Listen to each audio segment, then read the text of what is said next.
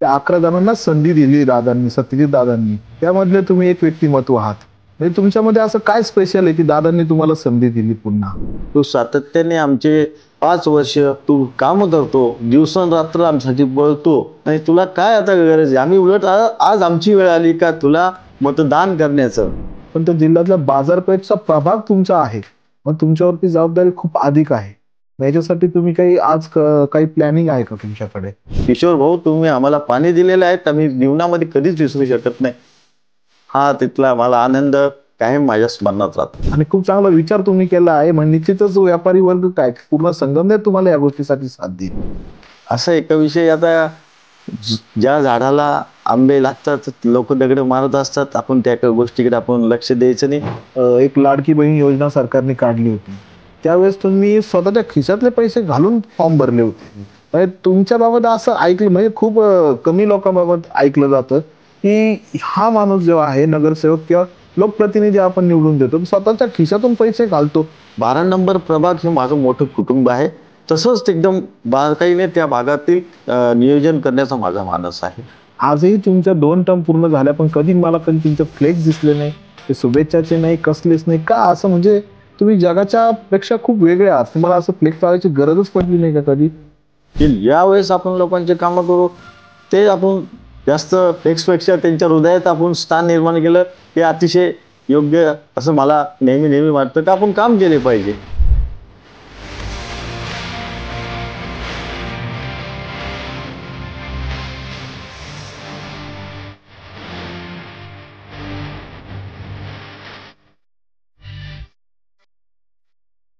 नमस्कार मित्रांनो, स्वागत आहे तुमचं आवडता युट्यूब चॅनल तो म्हणजे संगमनेर स्पेशल वरती.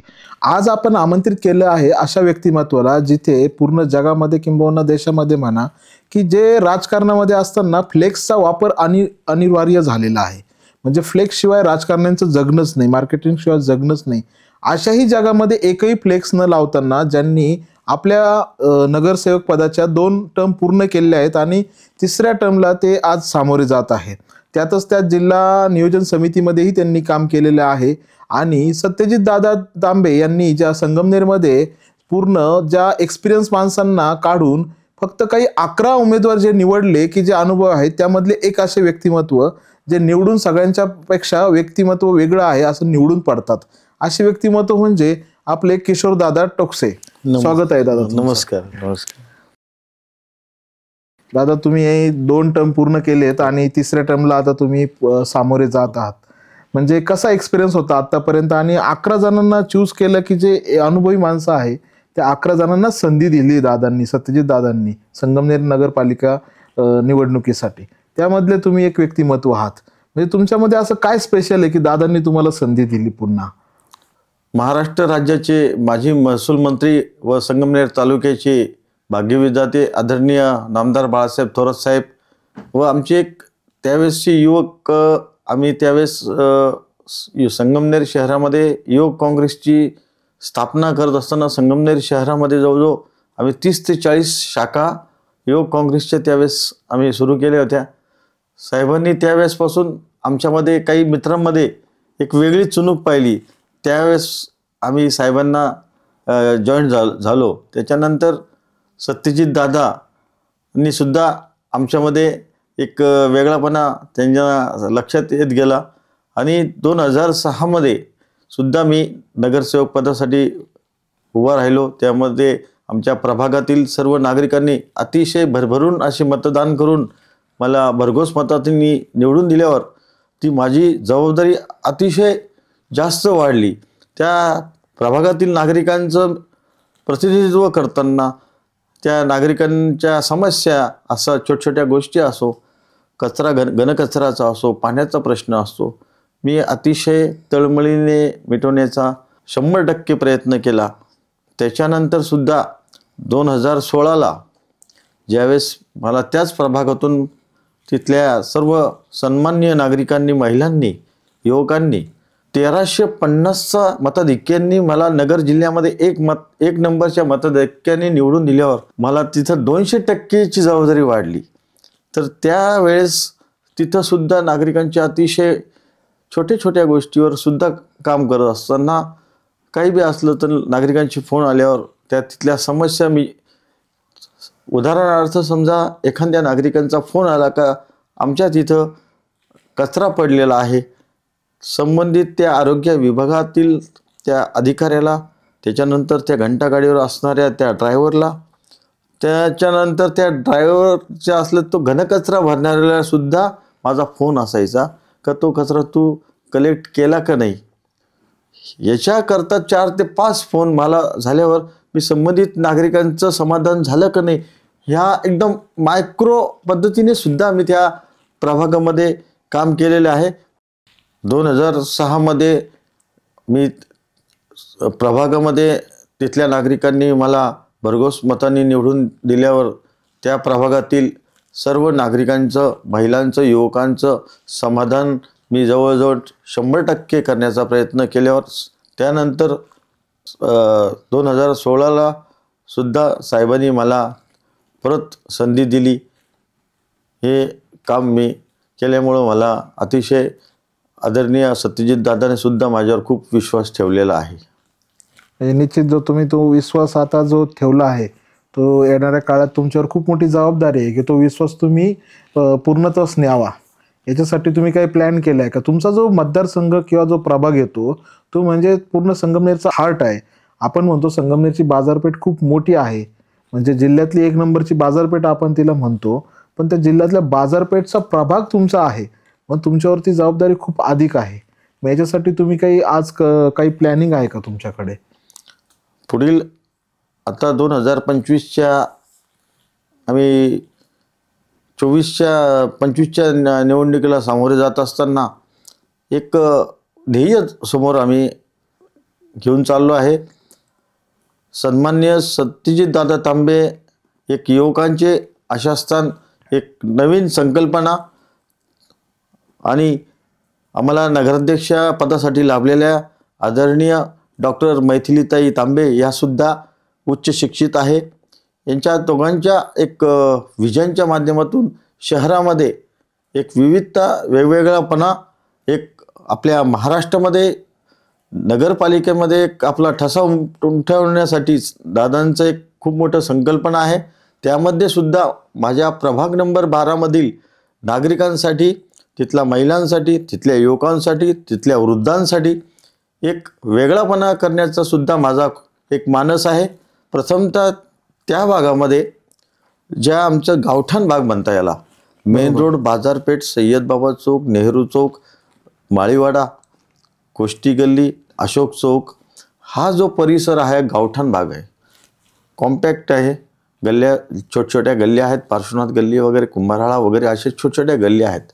परंतु ह्यामध्ये लाईटीचं जो पोल्स उभे आहेत, ते लाईटीचे जे जाळे आहेत, माझी एक संकल्पना आहे का अंडरग्राऊंड पूर्ण 12 नंबर प्रभागामध्ये अंडरग्राऊंड केबल टाकून, जेणेकरून तिथलं जो विद्रुपीकरण आता झालेलं आहे ते चांगल्या पद्धतीने व्यवस्थित दिसावं, हे सुद्धा अंडरग्राऊंड केबल केल्यानंतर एक चांगल्या पद्धतीने होईल. आणि मेन रोडमध्ये आमचं गेल्या हा कोल्हार घोटी हा हायवे रस्ता आहे.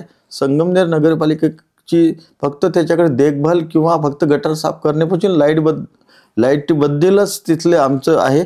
परंतु तिथलं डांबरीकरण करत असताना हे कोल्हार घोटी PWDच्या माध्यमातूनच होत असतं.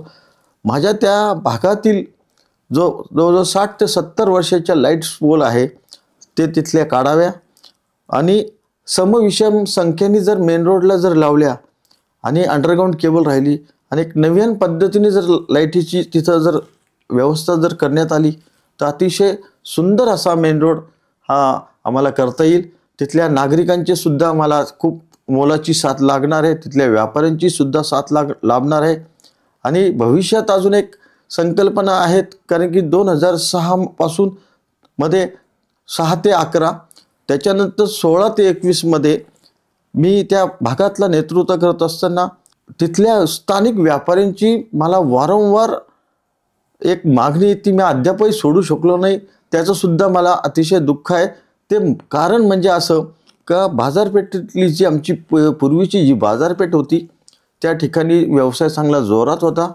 परंतु संगमनेर शहर हे वाढत गेल्यानंतर हा संगमनेर बाजारपेठ किंवा मेन रोड हे हळूहळू ओस पडलं चालले. तिथल्या व्यापाऱ्यांचं म्हणणं असं आता येतं वारंवार मला का दोन्ही बाजूनी तुम्ही नगरपालिकेने त्याच्यामध्ये मोठा सहभाग घेऊन लाल बहादूर शास्त्री चौकापासून तर डायरेक्ट तेलुखुंडापर्यंत ह्या भागामध्ये तुम्ही रुंदीकरण जर केलं तर परत जे 25-30 वर्षाचं जे व्यापाऱ्याचं रूप होतं ते परत पुन्हा होईल. रस्ता जर रुंद झाला तर व्यापार वाढेल, असे नागरिकांचंच मला बोलणं आहे, माझं नाही. तर नागरिकांची जर परत इच्छा असली, मी आदरणीय तालुक्याचे भाग्यविधाते आदरणीय नामदार बाळासाहेब थोरात आणि आमचे युवकांचे आशास्थान सत्यजित दादा तांबे यांच्याकडे हा प्रश्न मांडून हा प्रश्न मार्गी लागण्यासाठी व्यापाऱ्यांच्या संमतीने तो माझा एक निश्चित प्रयत्न राहील. तुम्ही खूप छान संकल्पना मांडली, कारण आपण ज्या गोल्डन ट्रायंगलमध्ये आपण येतो, नाशिक पुणे मुंबईच्या जवळपास येतो आणि आपलं खूप शहरामध्ये या डेव्हलप शहरामध्ये किंवा अर्बन सिटीमध्ये आपलं खूप जाणं येणं असतं. तर आपल्याला वाटतं की आपलं संगमनेर सिटी जी आहे ती आपली सिटी त्यांच्याप्रमाणे व्हावी, नाशिक मुंबई पुण्याप्रमाणे व्हावी. आणि विद्युतचा प्रश्न खूप मोठा आहे, कारण बाजारपेठ असल्यामुळे तो धोकाही खूप म्हणजे खूप भयंकर आहे. आणि खूप चांगला विचार तुम्ही केला आहे. म्हणजे निश्चितच व्यापारी वर्ग काय पूर्ण संगमनेर तुम्हाला या गोष्टीसाठी साथ देईल, कारण हा खूप मोठा प्रश्न आहे आणि खूप छान संकल्पना तुम्ही मांडली. त्यानंतर तुमचा जो प्रभाग आहे त्याच्यामध्ये तुम्हाला असे काही अनुभव आले का की म्हणजे माझ्याकडून काही काम राहिलेत आणि आता ते कंप्लीट करायचे, असं काही तुमच्या डोक्यात आहे का?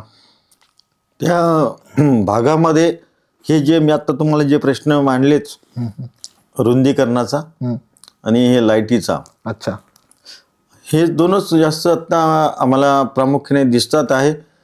आणि कारण की ह्या व्यापारी पेठ असल्यामुळं ह्या जास्त आहेत. आणि आता मॅक्झिमम STPचे ज्या गटारी आहेत माझ्या प्रभागामध्ये जवळजवळ 80 ते 85% आम्ही ते पूर्ण केलेले आहेत. येणाऱ्या काळामध्ये जो प्रभागामध्ये 12 नंबर प्रभागामध्ये जो काही रस्ते आहेत ते ट्रिमिक्स कॉन्क्रीटचे करून, पण ते उच्च प्रतीचे स्टीलमध्ये, स्टीलच्या जो बांधणी असती त्या स्टीलच्या बांधणीमुळं त्या रस्त्याला कमीत कमी एक 15 ते 20 वर्ष लाईफ असतो, असं सुद्धा माणूस आहे. खर्च त्याला आवड हवी असतो, परंतु त्या रस्त्याला स्टील जेव्हा एखाद्या आपण कॉन्क्रीटमध्ये जर स्टील जर टाकलं तर त्याची थोडी लाईफ जास्त असते. असं सुद्धा एक चांगल्या क्वालिटीचा एक अतिशय व्यवस्थितपणे आणि नियोजनबद्ध प्रथमतः त्या भागातील नळ कनेक्शन किंवा गटारीचं नियोजन, नंतर रस्त्याचं नियोजन हे व्यवस्थित ज्या पद्धतीने आपण आपल्या घर बांधणीमध्ये आपल्या घराचं सुद्धा नियोजन करत असताना एक ड्रॉइंग करतो वगैरे, मग त्याच्यानंतर घर बांधणी करतो, तशाच पद्धतीने हे 12 नंबर प्रभाग हे माझं मोठं कुटुंब आहे. तसंच एकदम बारकाईने त्या भागातील नियोजन करण्याचा माझा मानस आहे.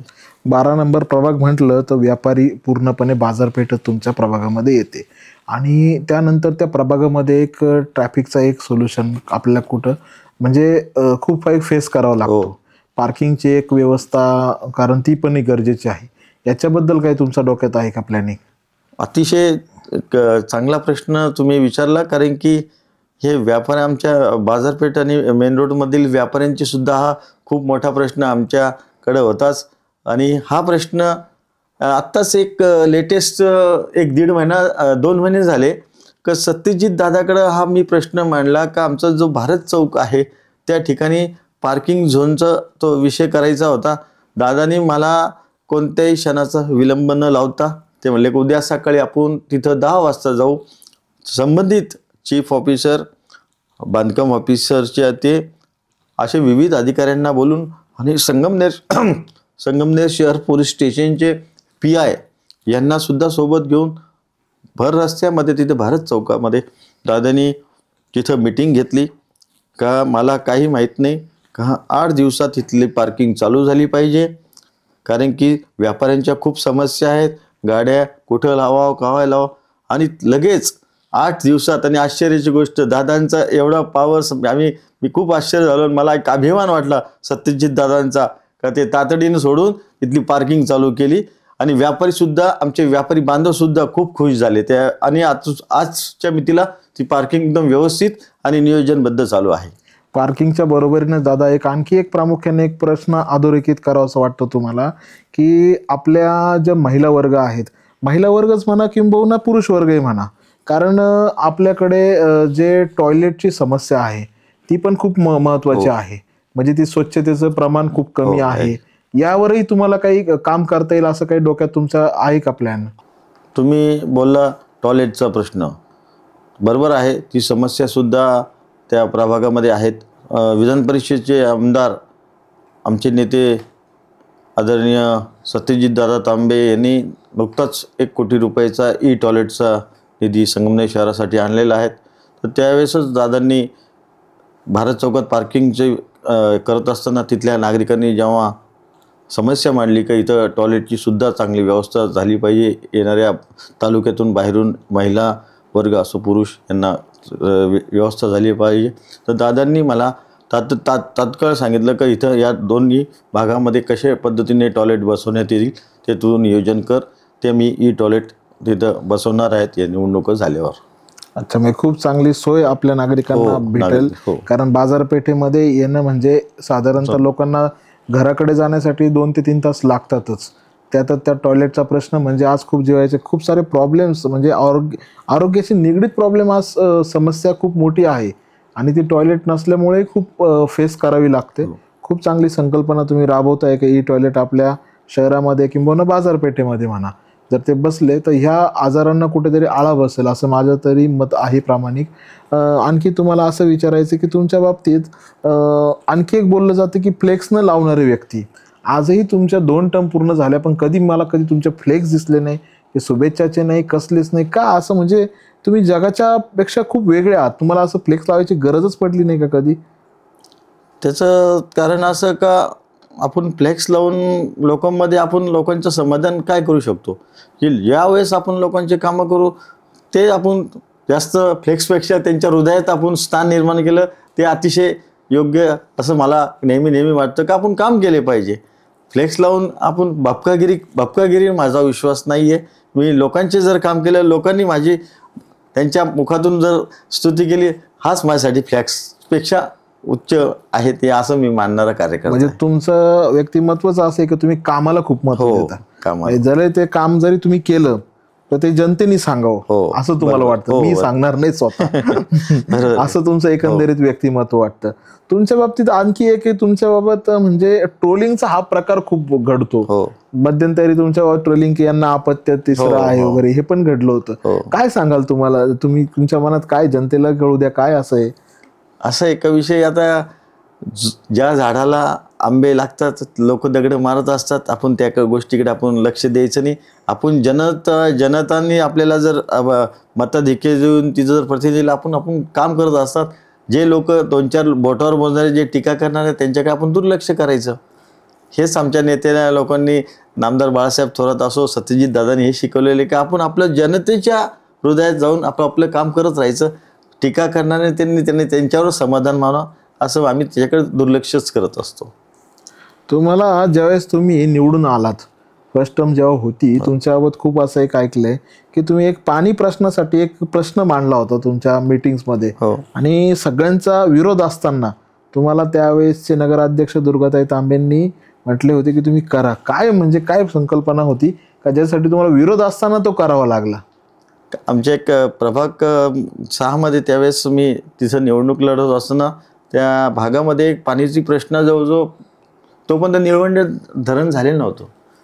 ते जवळजवळ 30 ते 40 वर्षापासून तिथले नागरिकांना पाण्याचं खूप त्यांना दुरावस्था होती. कारण की ते पाण्याचा जो चढ होता तो खूप उंच असल्यामुळे तो नगरपालिकेची जी पाईपलाईन होती तिथून ते पाणीच पोहोचायचं नाही. तिथं जवळजवळ कमीत कमी 50 ते 60 कुटुंब राहतात आणि त्यांचं पाण्याबद्दलचा एक विषय का त्यांचा जो व्यापार होता, मडके बनवणे किंवा गणपती बनवणे किंवा बैल बनवणे असा हा त्यांचा त्या समाजाचा व्यवसाय असल्यामुळे पाणी हा त्यांना खूप महत्त्वाचा पार्ट होता.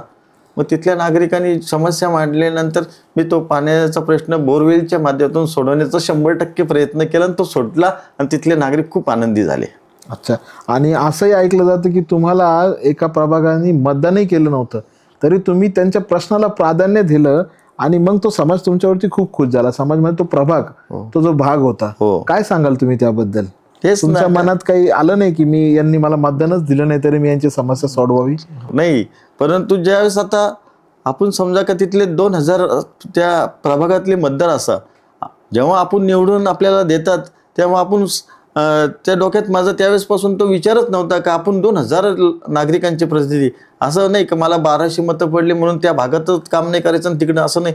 आपण त्या सर्वांचे प्रतिनिधी का आपण जीवनामध्ये माणसं जोडलीच पाहिजे. म्हणून त्या दृष्टिकोनातून मी ते त्या लोकांची सुद्धा समस्या मिटवल्यावर ते लोक आज खूप भरभरून माझ्यावर प्रेम करतात. आजच्या मितीला सुद्धा ते लोक मला खूप नाव काढतात का 25 वर्षाचा जो प्रश्न तो आज 19 वर्ष झाले जवळजवळ तो प्रश्न मिटवला.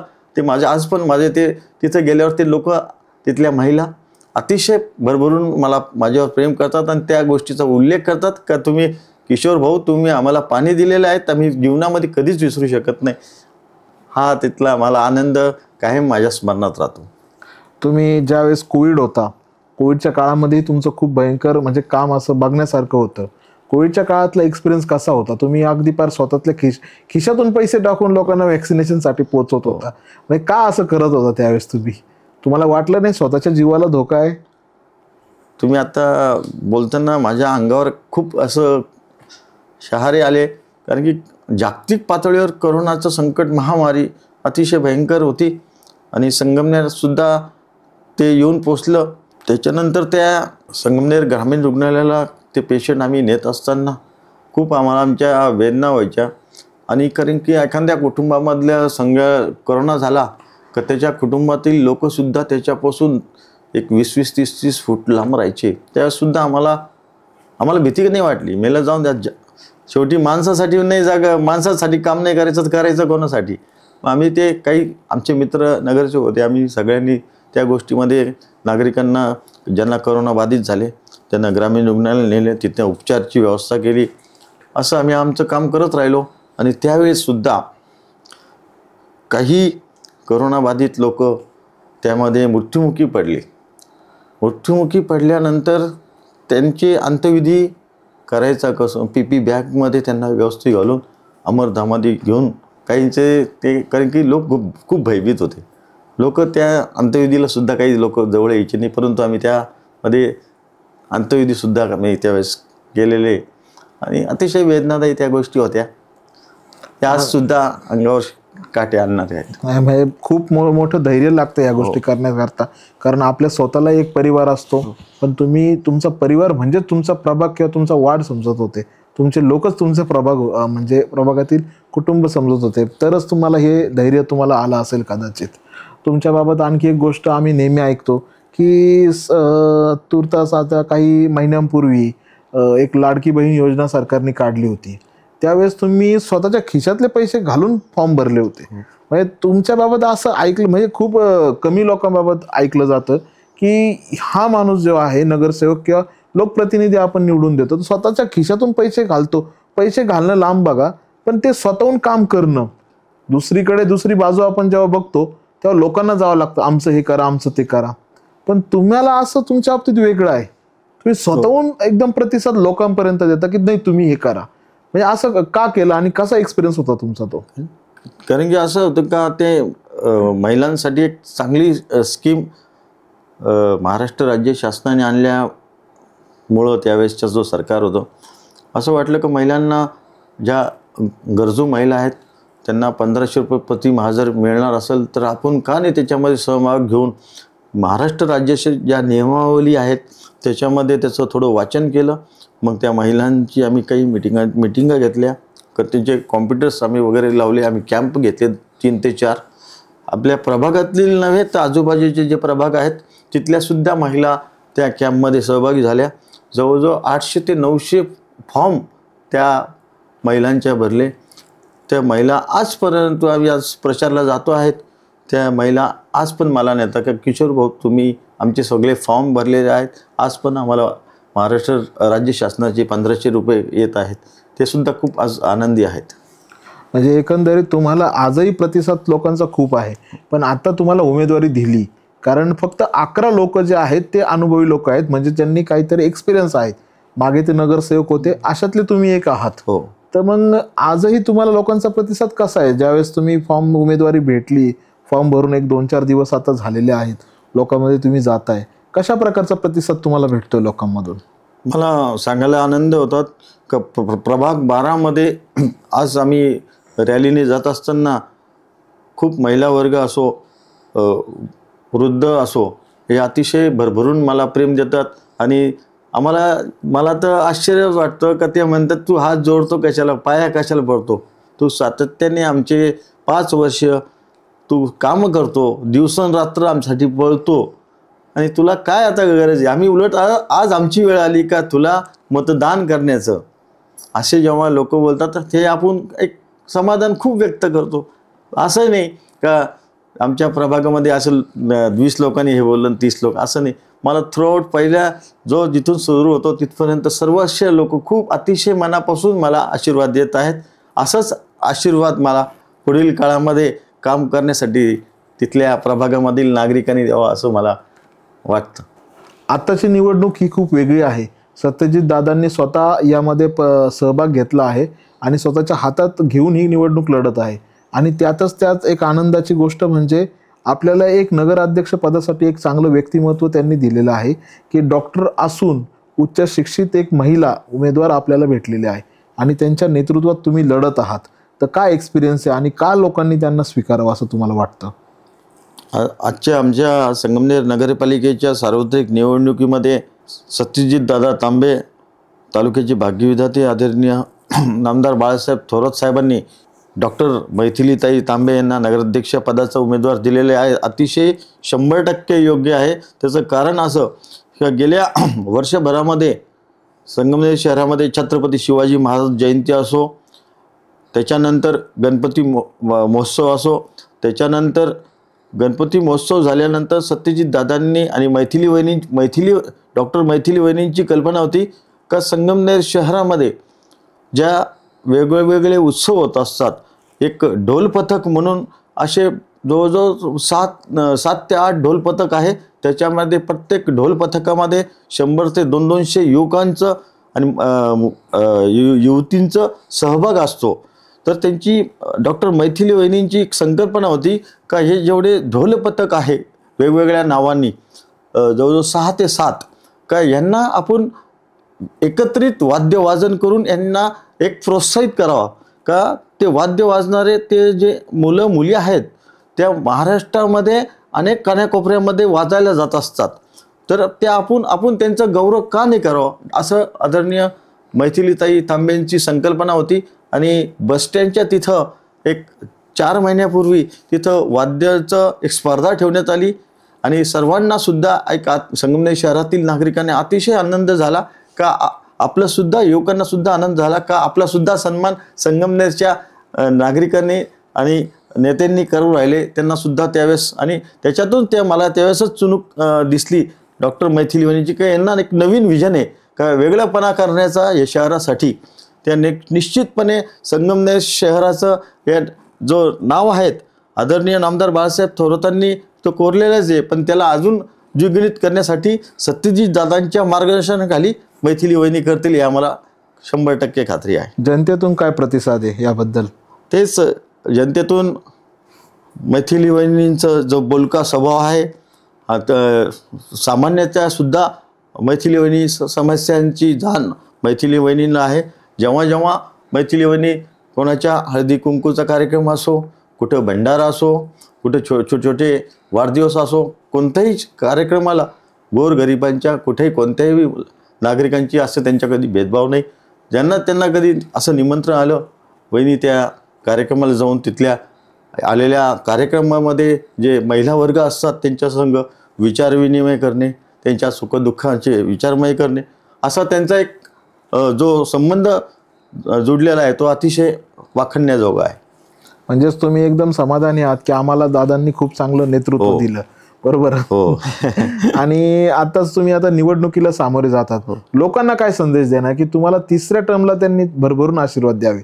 लोकांचा तुमचा काय संदेश आहे? आम्ही आमच्या माध्यमातून लोकांपर्यंत पोहोचू शकतो, काय सांगाल तुम्ही लोकांना? मी प्रभागातील नागरिकांना व लोकांना हेच संदेश आम्ही देऊ शकतो का सत्यजित दादा तांबेंनी जवळजवळ 20 युवकांना युवतींना या संगमनेर नगरपालिकेमध्ये काम करण्याची संधी दिलेली आहे. त्याच्यामध्ये आम्ही 11 जुने आहोत.